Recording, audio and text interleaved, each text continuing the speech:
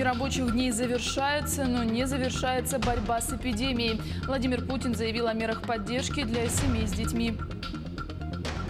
Ледоход на Лени достиг столицы республики. Прогноз якутского гидромета на ближайшие сутки. В масках и со справкой о здоровье в Шанхае после трехмесячного перерыва открылся Диснейленд.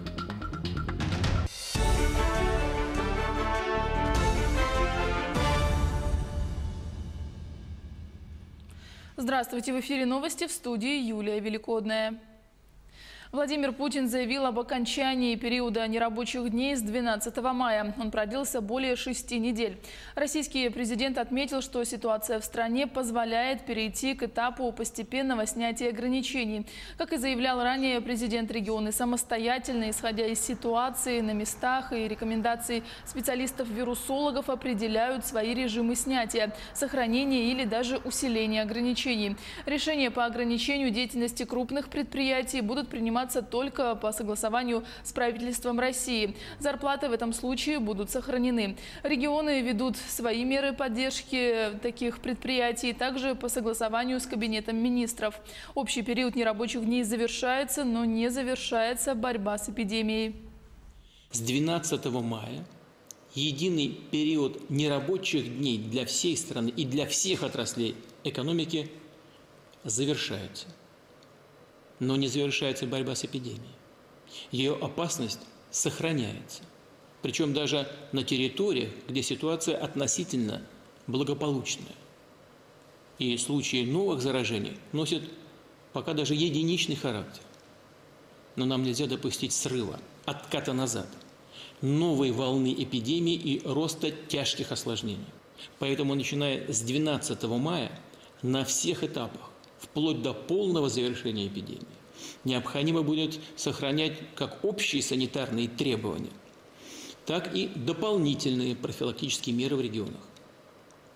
Поручаю правительству, главам субъектов федерации, санитарным службам обеспечить контроль за их соблюдением. Разумеется, по всей стране пока исключаются любые массовые мероприятия. И, конечно, всем надо строго выполнять санитарные правила. Это касается работы организаций, предприятий, магазинов, сферы услуг, транспорта. Режим повышенной безопасности должен сохраняться и для людей старше 65 лет, а также для тех, кто страдает хроническими заболеваниями. Обращаюсь сейчас к людям старших возрастов. Родные мои, понимаю, как вам нелегко постоянно быть дома, часто в разлуке со своими детьми, внуками, но сейчас нужно еще потерпеть. Это не пустые слова, это вопрос жизни. Режим ограничений пока сохраняется, потому что мы переживаем за вас и делаем все возможное, чтобы оградить вас от угрозы вируса, чтобы эта опасность быстрее прошла. Также президент России Владимир Путин подписал указ о дополнительных мерах социальной поддержки семей с детьми. С 1 июня этого года единовременную выплату получит семья по 10 тысяч рублей на каждого ребенка в возрасте от 3 до 15 лет включительно. Будет выплачено по 10 тысяч рублей. Кроме того, указом предусмотрены выплаты в апреле и июне 2020 года в размере 5 тысяч рублей семьям, имеющим право на материнский капитал, при условии, что такое право у них возникло до 1 июля 2020 года. Также выплаты с апреля по июнь текущего года в размере 5 тысяч рублей полагаются российским гражданам, проживающим на территории России, у которых первый ребенок родился или был усыновлен в период с 1 апреля 2017 года по 1 января 2020 года. Господдержкой будут охвачены 27 миллионов российских детей. Предлагаю в 2 раза повысить минимальный размер пособия по уходу за ребенком с 3375 рублей до 6751 рубля. Такое пособие получают неработающие граждане, в том числе студенты. И, как правило, это молодые родители, молодые мамы. Важно их поддержать. Второе. уже говорил о дополнительных выплатах на каждого ребенка до 3 лет для семей, имеющих право на материнский капитал. Но у нас много и семей, у которых этого права нет, потому что малыш родился до 1 января текущего года, то есть до той даты, с которой введен новый порядок предоставления материнского капитала, в том числе и на первого ребенка. В этой связи предлагаю также установить для таких семей ежемесячную выплату в 5000 рублей. Причем не только в мае и июне, но и за апрель, то есть тоже задним числом. Таким образом, выплаты по 5000 рублей на ребенка в месяц теперь смогут получать все российские семьи, имеющие детей в возрасте до 3 лет. С 1 июня текущего года будет осуществляться разовая выплата в размере 10 тысяч рублей на каждого ребенка с 3 лет до наступления 16-летнего возраста. Каждая российская семья, в которой растут дети с 3 до 15 лет включительно, сможет обратиться с заявлением на получение такой единовременной помощи. Сделать это уже с завтрашнего дня, дистанционно с помощью портала госуслуги или через отделение пенсионного фонда. Как уже сказал Владимир Путин, в 2 раза повысится минимальный размер пособия по уходу за ребенком до 6751 рубля. Такое пособие получат неработающие люди, в том числе студенты. Я 15 апреля обратился к президенту Российской Федерации с предложением выплачивать материальную помощь всем семьям, которые имеют детей до 3 лет. И это предложение получило поддержку, я очень доволен. Второе, указано о том, что будет оказана материальная поддержка в размере 10 тысяч рублей семьям, которые имеют детей от 3 до 16 лет. И это тоже значительная поддержка. За последние сутки в России выявлено 11 656 заболевших коронавирусной инфекцией COVID-19, в том числе активно, как контактные и без клинических проявлений 46,5%. За прошедшие сутки выписано по выздоровлению 5495 человек. За сутки подтверждено 94 летальных случая с коронавирусом. С сегодняшнего дня снимается режим карантина в Алдане и поселке Ленинские. Подробности у Руслана Павлова. Алдан с сегодняшнего дня не живет в режиме карантина, но режим самоизоляции остается. И как мы будем продолжать жить в этих новых условиях, мы спросили начальника штаба, главу района Северина Позднякова. Северин Николаевич, как будем жить? Да, действительно, режим карантина снят, но режим полной изоляции оставлен. Поэтому те ограничения, которые есть в указе главы республики о режиме полной самоизоляции, режиме повышенной готовности, которые введены на территории всей республики и Алданского района в частности, они будут соблюдены.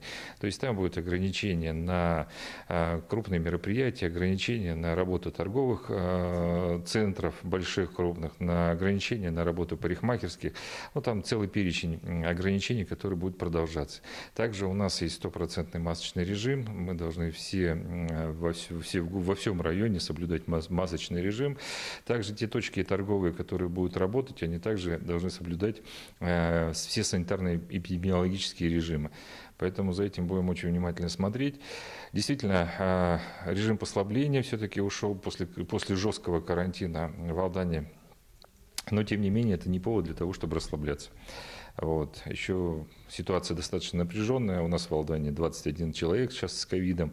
Тут никоим образом нельзя расслабляться, независимо от того, карантин либо полная самоизоляция. А не получим мы ли новую вспышку, потому что люди сейчас, насидевшись, выйдут на своем автотранспорте, естественно, побольше станет людей на улице. Как отслеживать мы здесь будем? Ну, прогнозировать новые вспышки, конечно, все-таки надеемся, что их не будет, новых вспышек, но всегда обращаемся к людям о том, что все меры, которые предписывает нам Роспотребнадзор, санитарные врачи, их необходимо выполнять. Это, прежде всего, контакты, имеется в виду и в магазинах ограничить, и соблюдать дистанцию, то есть Все меры, которые мы уже на протяжении не одной недели выполняли, их необходимо будет продлевать. А контролировать будем также Роспотребнадзор, полиция, оперативный штаб. Но надеемся, что самосознательность граждан все-таки победит, и нам удастся пережить этот вирус и с победителями выйти из этой схватки. Ну, такая ситуация у нас в Алдане на 12 мая. Мы следим за развитием событий. Ледоход на Лени достиг столицы республики. Верхняя кромка у села Синск Хангаласского района. Протяженность ледохода 230 километров. По прогнозу якутского гидромета, в ближайшие сутки ледоход достигнет границы Намского района. На реке Алдан ледоход проходит двумя участками по территории Алданского и Усть-Майского районов. На реке Вилюй активная фаза ледохода проходит по территории Сунтарского, Нюрбинского и Верхневилюйского районов. Участки дорог подтопило в районе Даркылаха, улицу 2-я Пристанская и съезд на Ледовую переправу, сообщили в пресс-службе окружной администрации Якутска. По состоянию на 8 часов по якутскому времени уровень воды на гидропосте близ Якутска составил 645 сантиметров, в Кангаласах 707, Табаге 812 сантиметров. За гидрологической ситуацией на реках республики можно наблюдать на специальном сайте «Половодье 2020». На реке Амга существует вероятность образования подпора с повышением уровней воды и выходом воды на пойму у села Чимнаи и Харбылах Татинского района. У населенного пункта Чимнаи проведены взрывные работы. Планируется вылет воздушного судна Ми-8 МЧС России для проведения мониторинга паводковой обстановки на реке Амга. Отмечается, что ледоход достигнет устьевой части реки 13-14 мая.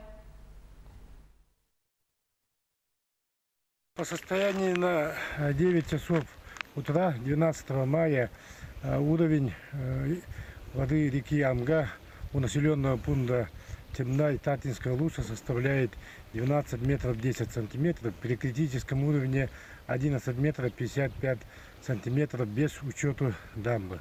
С учетом дамбы 12 метров 60 сантиметров. Сегодня 10 часов утра подрывные работы ниже 7 километров от населенного пункта будут продолжены. Сейчас лед стоит. Прокуратура республики провела проверку законности умерщвления животных в пункте передержки Якутска. Напомним, инцидент произошел 7 и 8 марта этого года. За 2 дня было умерщвлено 201 животное. По результатам проверки в отношении начальника управления ветеринарии столицы возбуждено уголовное дело по части превышения должностных полномочий. По уголовному делу в настоящее время проводятся следственные мероприятия, ход расследования на контроле у прокуратуры.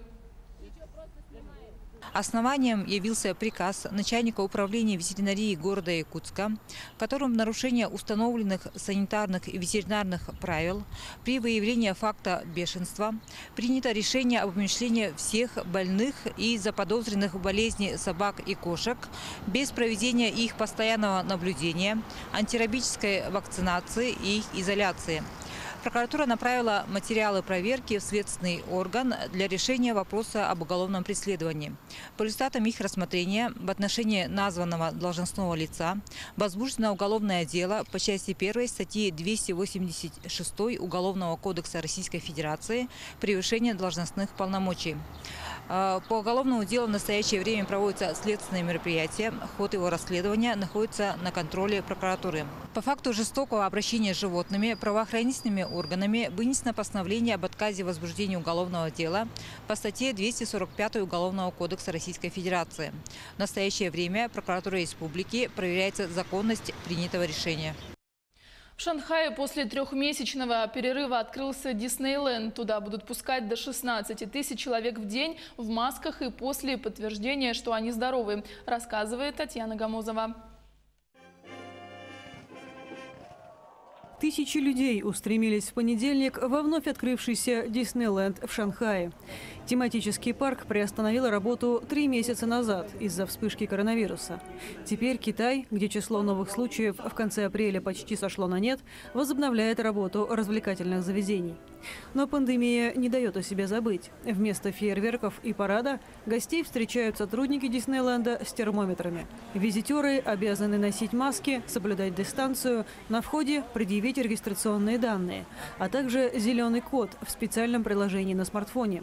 Он присваивается тем, кто, по данным властей, не заражен. Я просто счастлив. В то же время мне тревожно. Боязно находиться в толпе во время эпидемии.